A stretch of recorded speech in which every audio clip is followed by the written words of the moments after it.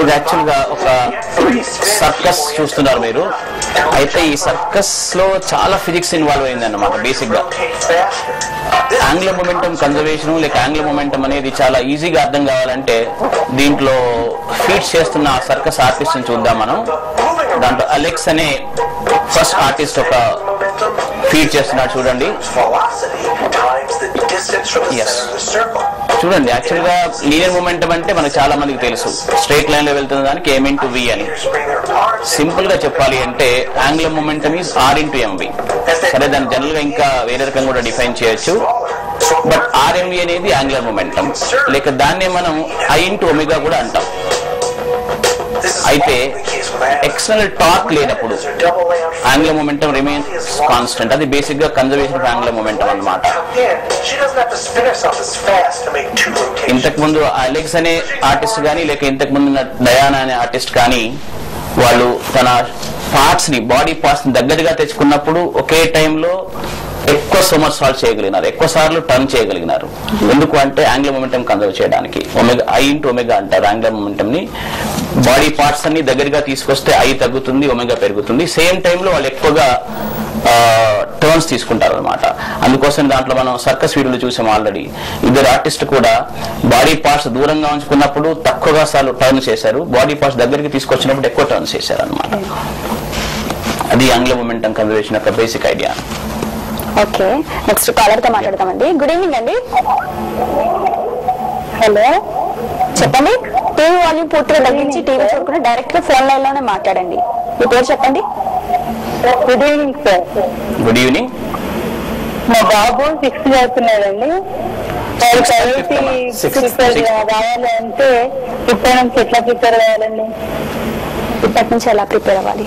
ఇది 6th class లో చదువుతున్నాడు. ఐఐటికి ముందుకు ఎందుకు వెళ్ళాలి అంటే ఎట్లా ప్రిపేర్ అవ్వాలి? చూడండి యాక్చువల్గా 6th నుంచి ఐఐటికి ప్రిపేర్ అవ్వడము అంటూ అనేది నిజానికి ఉండదు. సైంటిఫిక్ గా ఆలోచిస్తే 6th క్లాస్ లో 6th క్లాస్ ప్రిపేర్ అవుతారు, 7th క్లాస్ లో 7th అవుతారు, 8th లో 8th అవుతారు, అట్లా ఉండాల్సింది. అయితే ఆ క్వశ్చన్ అడగడంలో ఏంటి అంటే నవడేస్ ఎప్పుడైనా కూడా మనకి బయటికి వెళ్తే అడ్వర్టైజ్మెంట్స్ కానీ లేకపోతే పక్క పిల్లల్ని అడిగితే కానీ మా వాడు ఐఐటి కోచింగ్ లో ఉన్నాడు అంటారు. ఆ సో కాల్డ్ ఐఐటి కోచింగ్ కదా, ఐఐటిలో ఉన్నారు అంటారు. యాక్చువల్ గా ఈ 6th క్లాస్ నుంచి ఐఐటి కోచింగ్ అనే దాని వల్ల లాభం కంటే నష్టమే ఎక్కువగా జరుగుతుంది. ఎందుకు అంటే 6th క్లాస్ లో ఉన్న పిల్లలకి ఐఐటి కాన్సెప్ట్స్ గురించి దగ్గర నుంచి డెవలప్ చేయాలి అంటే టీచర్స్ క్వాలిటీ చాలా బాగా ఉండాలి, పిల్లలు కూడా రిసీవ్ చేసుకునే కెపాసిటీ ఉండాలి. అంటే అట్లా కాకుండా అంటే ఏంటంటే ఈ మధ్య జరుగుతుంది కదా, మామూలుగా 10th క్లాస్ వరకు మీరు ఆల్రెడీ ఇంటర్మీడియట్ కంప్లీట్ చేయాలి, ఇంటర్మీడియట్ లో ఐఐటి చేద్దామని ఒక భ్రమ కలిగించబడింది అనమాట. అది కేవలం ఒక ఫ్యూ గిఫ్టెడ్ స్టూడెంట్స్ మాత్రమే అది వర్క్ అవుతుంది, అందరికీ వర్క్ అవ్వదు. కానీ దానికి వేరుగా అసలు యాక్చువల్ గా ఐఐటి అంటే ఏంటి అంటే బేసిక్స్ మీద పట్టు ఉండడం అనమాట. ఈ బేసిక్ మీద పట్టు ఉండడం కోసం అని మంచి టెక్స్ట్ బుక్ చదవడము, అంటే కేవలం బట్టి విధానంలో కాకుండా కొంచెం ఆలోచించి లాజికల్ రీజనింగ్ డెవలప్ చేయడము, ఇట్లాంటి స్కూల్ కానీ లేకపోతే అట్లాంటి టీచర్స్ దగ్గర కానీ నేర్చుకోవడం చాలా ఉత్తమమైంది. అంటే 10th క్లాస్ సంస్థని 6th క్లాస్ లో చేస్తే ఐఐటి మాత్రం రాదు, పిల్లలు ఒక బ్యాడ్ లెర్నింగ్ హ్యాబిట్స్ లోకి వెళ్తారు.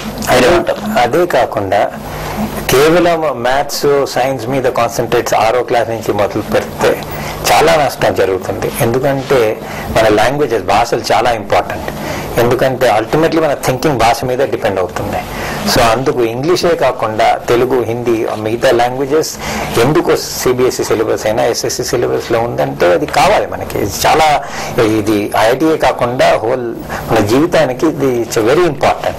సో 6వ క్లాస్ నుంచే నేను మ్యాథ్స్ చేస్తాను అంటే ఎక్సెప్ట్ గిఫ్టెడ్ జీనియస్ 3 ప్రపంచంలో ఉంటారు, వాళ్ళకన్నా మిగతా అందరికీ it's very important not to neglect. ఇంగ్లీషే కాకుండా తెలుగు, హిందీ అన్ని చేయాలి. సో అందుకు ఓన్లీ కొంతమంది అంటే యూ కెన్ ఇఫ్ వాడికి మ్యాథ్స్ లో ఎక్కువ ఇంట్రెస్ట్ ఉంటే కొంచెం ఎక్స్పోజర్ ఇవ్వచ్చు. కానీ ఇప్పుడు మీరు చూసారు ఈ వీడియోస్ ద్వారా హౌ ఈ ఎక్స్ప్లెయిన్. ఇప్పుడు మనం యాంగులర్ మొమెంటం ఇప్పుడు 6th స్టాండర్డ్ చైల్డ్ కూడా ఈ సర్కస్ చూసి ఆ ఫిగర్ స్కేటింగ్స్ అవన్నీ చూస్తే వాళ్ళకి కొంచెం అర్థం అవుతుంది, క్యూరియాసిటీ పుట్టింది.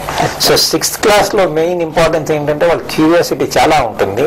ఆ క్యూరియాసిటీని చంపకుండా ఇన్ఫాక్ట్ దాన్ని నర్చర్ చేస్తూ వెళ్లాల్సి వస్తుంది, దాన్ని పెంచి పోషిస్తూ రావాల్సి వస్తుంది. యాక్చువల్గా ఇప్పుడు ఫర్ ఎగ్జాంపుల్ మేము కూడా మా డెల్టా హై స్కూల్లో కొంత ఐఐటి ఓరియంటేషన్ పడతాం, కానీ చాలా జాగ్రత్తగా అంటే పిల్లలకు ఎంతవరకు అర్థమవుతుంది, ఎంతవరకు అర్థం కావట్లేదు, ఎక్స్పర్ట్స్ మాత్రమే చెప్పాలి. అది ఒక ఎక్స్పర్ట్ డాక్టర్ అయితేనే ఒక పర్టికులర్ డిసీజ్ కి స్టెరాయిడ్స్ వాడుతూ ట్రీట్ చేయగలడు. లేకపోతే మామూలుగా ఇండిస్క్రిమినేట్ గా స్టెరాయిడ్స్ కనుక వాడితే మనకు జబ్బులు వస్తాయి. అట్లాగే 6th నుంచి ఐఐటి కోచింగ్ అనే దాన్ని చాలా చాలా చాలా జాగ్రత్తగా చూస్ చేసుకోవాలి. అంటే వాళ్ళకి తెలియకూడదు వాళ్ళు ఇంత నేర్చుకుంటున్నారని, ఆడుతూ పాడుతూ వాళ్ళు నేర్చుకోవాలి.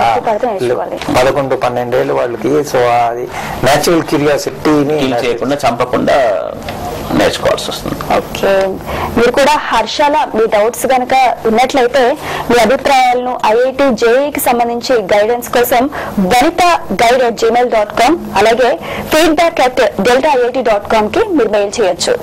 నెక్స్ట్ కాలర్ లైన్ లో ఉన్నారండి. గుడ్ ఈవినింగ్ అండి. టీవీ వాల్యూమ్ పూర్తిగా తగ్గించేసేయండి. చెప్పండి. అడగండి సార్.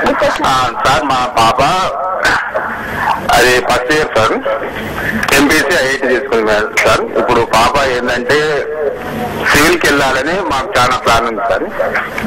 అది సివిల్కి వెళ్ళేదా, ఎప్పటి నుంచి సివిల్కి వెళ్తే బాగుంటది, ఏ కాలేజ్ అయితే బాగుంటది, ఇలాంటివి మాకు కావాలి సార్.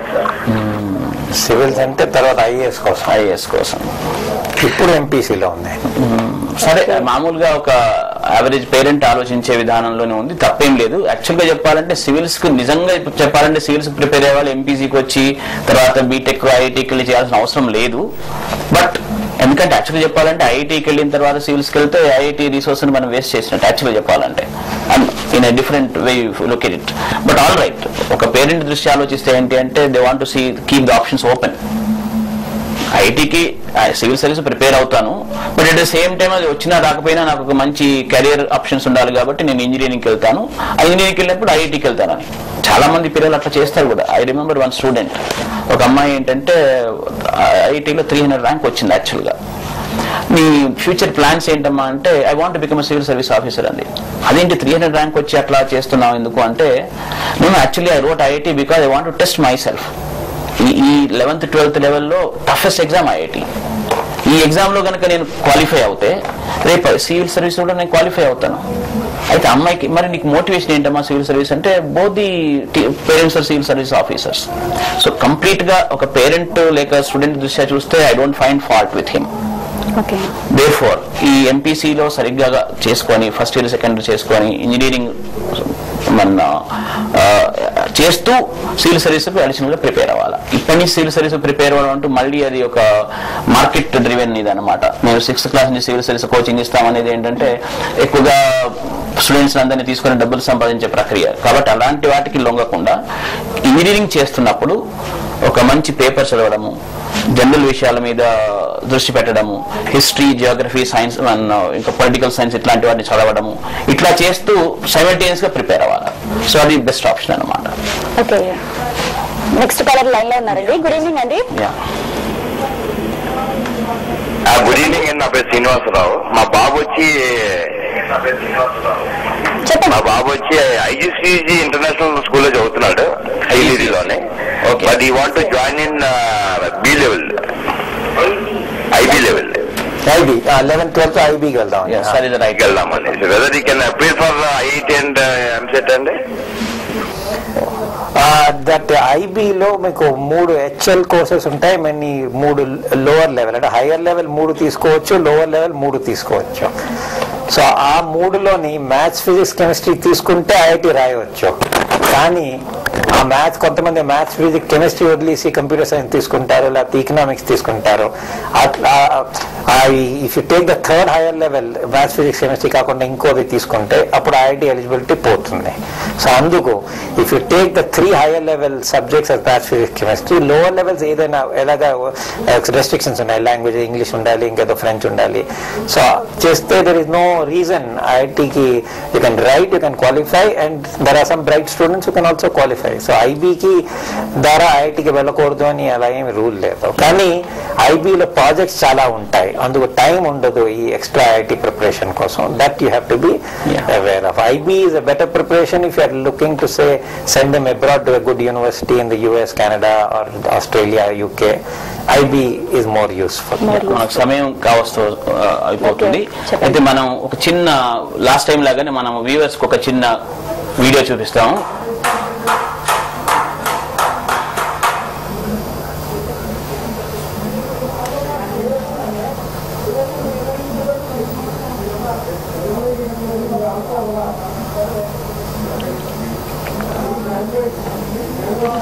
ఈ వీడియో చూశారు కదా.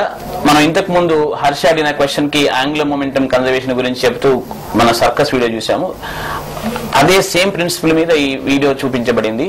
సో దాన్ని నెక్స్ట్ టైం మీరు కాల్ చేసి దాని ఎక్స్ప్లెనేషన్ మాకు ఈ ప్రోగ్రామ్ లో వినిపించవచ్చు, లేకపోతే దాన్ని మా feedback@deltaIT.com కూడా రాసి పంపించవచ్చు.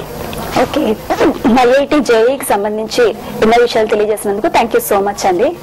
ఈ కార్యక్రమంపై మీ అభిప్రాయాలను అలాగే ఐఐటి జేఈ గైడెన్స్ కోసం banitagui@gmail.com అండ్ feedback@deltaIT.com కి మీరు మెయిల్ చేయొచ్చు. అదేవిధంగా ఈ కార్యక్రమంలో చూపించిన వీడియోలు కూడా మీరు చూడాలనుకుంటే www.deltaIT.com ని మీరు సందర్శించండి. అదేవిధంగా ఈ కార్యక్రమం ప్రతి శనివారం 8:30 నుంచి 9:30 వరకు ఉంటుంది కనుక ఎట్టి పరిస్థితుల్లో ప్లీజ్ డోంట్ మిస్ ఇట్. ఇది వాళ్ళ గైడ్ కార్యక్రమం. రేపటి గైడ్ కార్యక్రమంలో మరో టాపిక్ తో మళ్ళీ కలుద్దాం. నమస్కారం.